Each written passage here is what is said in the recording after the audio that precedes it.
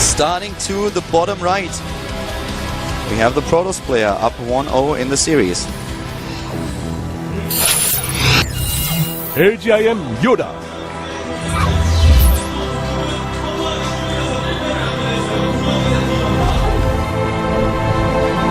And Wait, what? what? Down here at the bottom right, Samsung Galaxy player he is. Samsung Galaxy Stork.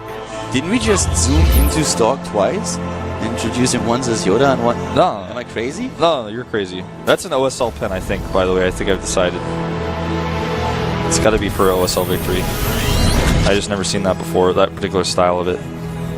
No, I think you're crazy, though. I remember distinctly that we started the screen on the Protoss player. Maybe I mean, I don't think you're crazy, like, in general, but in this particular case, like, that's a crazy notion that you have, because I think that we did have everything zoomed in correctly. And win rate when winning the first set, YoDa is 12-1. It turns out we just have a lot of 2-0s maybe in these leagues. And actually, I mean, if you're better than your opponent, it's reasonable to expect that. But YoDa did not win the first set, similar to our stat we were talking about earlier. So this is got to be a really uncomfortable position for YoDa.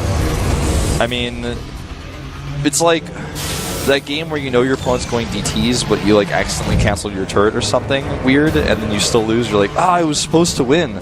Or you're winning a game and suddenly your mom restarts the router without telling you, and you actually just get dropped, and you're so frustrated. Like, as a similar feeling to what YoDa's feeling right now. He scouted the proxy, which was poorly executed. Then he scouted the Twilight Council and had bunkers, and still lost the game. And I think he's not sitting there going, wow, I mean, he's so good that even if I know what he's doing, I win the game. He's sitting there going, I really screwed up. I should have won that game. Yeah, it was just tiny things, but it worked against him. And at the beginning, I mean, everything was... He knew from the start what was going on. He did not even send that Reaper that he has down to the bottom, because he knew, well, you don't have a third pylon on your base, so it has to be somewhere else. The most obvious thing would be a Stargate, so I'm just going to send my Reaper across the map trying to find that Stargate. Found it immediately, had all those missile turrets up. The Oracle didn't do anything, so I feel he must be really frustrated after this game. Yeah. Especially going into such a series, it is the first round, and if you go down here, so at this point, I feel... just think about what happens if he loses a crazy third game and just barely goes out. That would be so frustrating to him. Exactly. But this is just what happens. I mean, you make mistakes. You can't always play like a robot and make the perfect decisions and have every single micro or unit control correctly. So in a situation like this, mistakes happen, and that's exactly what happened to YoDa, and Stork took advantage of it and won the game. So his unit control came through for him. He's doing another Blink Stalker build, and to be honest, after watching that first game, I was going to be shocked if he didn't do something like this. It could also be DTs. The timing looks more like a normal DT timing, but a DT timing can't win you the game. It can only get you ahead.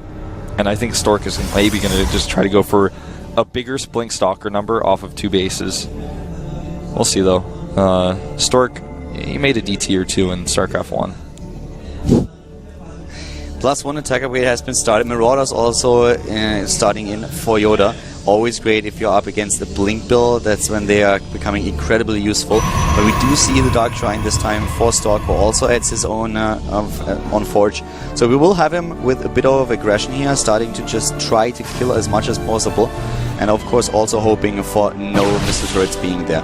But we already have the engineering base, so missile turrets will be available to him. Yeah, the question is, does he make them right away? Yeah. And does he have energy, of course, on the command centers? We've seen actually players lose games even after, you know, just having the ability to make turrets and having the ability to save scans, you know, just by thinking, I don't think he's going DTs, and they just take, you know, they get greedy, they take the money instead with those mules. But we'll see. He's really pressuring a lot here with the Marines, and when he gets here and sees very little, you know, no sentries, very little stalkers, he might get the idea. He's going to do some damage here with good micro. Stalkers are controlled very well, though, on the other hand. Yeah, and the photon overcharge is also something that would definitely just throw him back once more. One of the big points that Terran players really do not like about the current state of the game, that in the early game, even if they try to go for aggression, it's very easily shut down with another chip core. He needs to pull probes here. Safety. He needs to pull probes. I can't believe you just let the Reaper come in there and look at it. But I mean, he's going to have the turret, and he should make one in the main base as well, just to be safe. DT is on the way, but it's going to be too late. There's also a wall now at the ramp, so he can't run into the main. He's going to have to use a Warp Prism. Yeah, he's just scouting and seeing if he sees a ripple, and there we go. DT moving in, spotted, and survives. Yeah, he's going to have to lift that up with a Warp Prism later. You know, I mean, he could have, like I said, he could have pulled the probes to stop the Reaper from seeing, but even if you do that, you might still get scouted. So I guess maybe at that point he was just like, ah, whatever, like, he's going to see it. Now I'm going to have to make a Warp Prism. And actually, no turret in the main from YoDa. So he does the timing for this, he knows he doesn't need it right now, but he better not forget about that later, or that could actually cause him a problem. He's probably going to save a few scans anyways, just because when you have DTs coming at you, you always want to be careful about that. Yeah, so far, a much more stable game, at least for YoDa and, of course, Stork. With the Heart of the Swarm and the change that Blizzard made coming from Wings of Liberty into Heart of the Swarm, you can go for DTs, and it's not that big of an investment compared to what we had in Wings of Liberty. And you can, as you already said, you can use that later on then to start harassing, especially when we go in the late game, and every player is relying on 3 to 4 bases. You can do quite a lot with the DTs alone, but he has to use it. Warp Prism coming in, that is going to help him. At the same time, though, so far for YoDa, everything going well. And now is the time when we have the first Medivacs in the game, which means that now YoDa can be the one who starts his own aggression, drops into the main base, tries to get into it at the natural. So he's already roaming the map and establishing his map. Yeah. This attack here is going to really be bolstered, actually, by the fact that Stork has spit so much gas. Oh my god. Wow. Just barely sees the time. It was great reaction here by Stork. So lucky that YoDa can see that right away. This Nexus is going to die. No. I mean, this is what I'm saying about you spend so much on the DTs. You don't have any...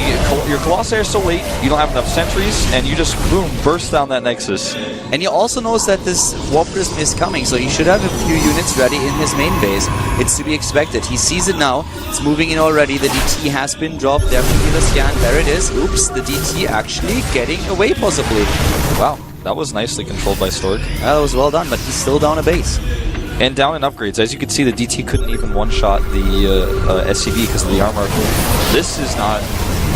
you know, he's not going to stick around here, but he's not gaining any ground. And unfortunately for him, YoDa has 2 bases, a 3rd CC to complete, and continues upgrades. He's getting far ahead in the game, that's for sure. He also added the armory, of course, to get the +2 attack upgrades, we currently have. Another engineering bay, and now he can just drop again. And at this point, Stork is really starting to struggle, and he knows that another attack on this natural is going to be devastating to him. This is why he's already guarding his natural, but the main base is a little bit exposed. Sees with the Observer 2 of the Medivacs on the other hand. Is he going to be there in time? It looks like he will just be there in time to deal with this. Well, all the units are unloaded, actually. Yeah. And he's going to have to run away, I think, with the Terran army eventually. But for now, he's just going to trade because he can. A scan would be useful here. They're trading very well there. And also in a scenario where he is the one who can trade. Yeah. I mean, the income that we had over the last few minutes was so much better for YoDa, and it still is. He's at 1,500 minerals per minute, not even talking about the gas here. Ghost Academy on the way as he anticipates the transition into Templar. Is he gonna... Well, he does drop the overcharge. Oh! Yeah, nice pick up there. One Marine's like, well, I forgot something. Mothership core goes down, and the 3rd base is soon going to be established for YoDa. Is going to the top right. Already spotted. There is a Dark Templar. I could do a little bit damage, delay that maybe. 3 bunkers going down. YoDa playing this super safe at this point. Yeah, where's that DT? It went to the top. It was under the overload. So it's just waiting for the SCVs to arrive so it can that take makes down sense. I like that. Oh yeah, I see it now on the minimap. Could have tried to just block the command center for a little bit, but he wants to take down the SCVs, I guess. Patrolling Viking on the west is going to intercept the Warp Prism. He should actually be able to escape with the Warp Prism, but there's no way he's going to get those zealots in the main. This is kind of awkward.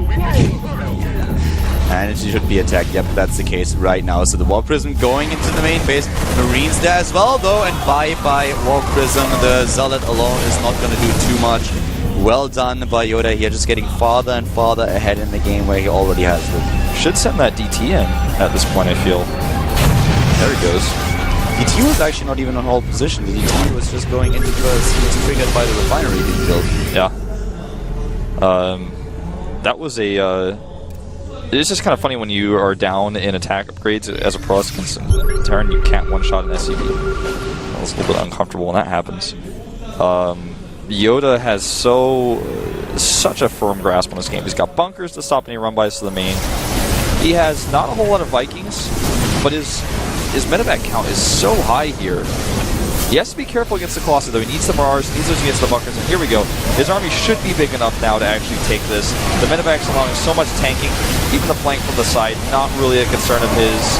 And this attack just doesn't even really make sense to me.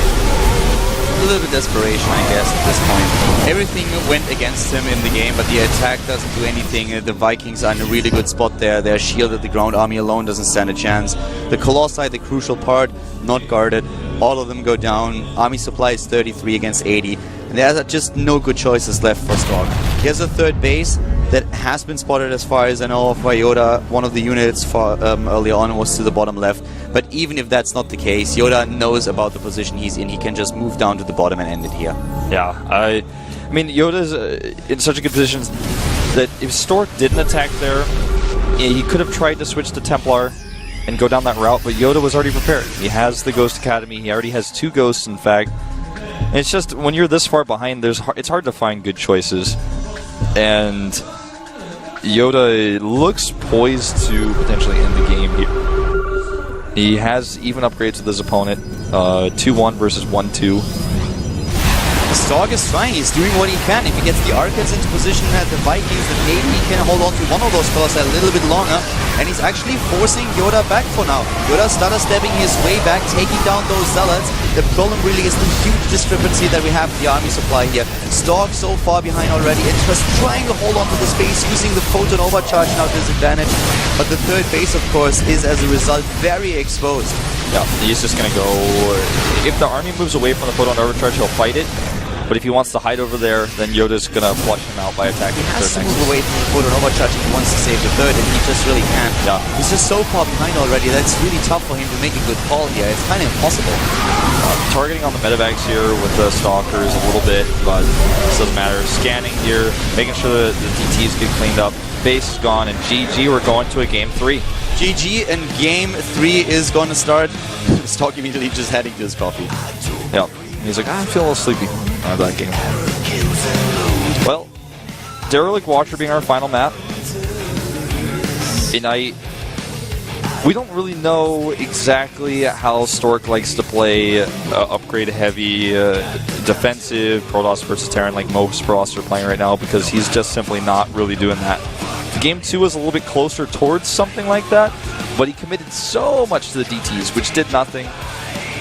And when you commit that much to the DTs, you don't have enough ground army, so had YoDa not seen the Warp Prism, he might have had a problem, but he saw the Warp Prism and he killed the Nexus. It was just a double whammy there. The Nexus kill, he just didn't see that he was moving in.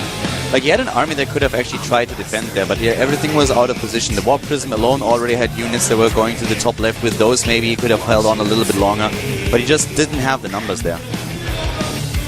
I would like to see him go for just a standard quick Colossus, play defensive against YoDa's very strong drop style, go into the late game with Colossi and Templar, the late game that's given Terran so many problems. Well, right now we're going to find out if Stork is able to get this third game, or if it's going to be YoDa that advances to the second round of the Challenger League. Going into game number 3, YoDa versus Stork, the WCS Challenger League in Korea with Kalon.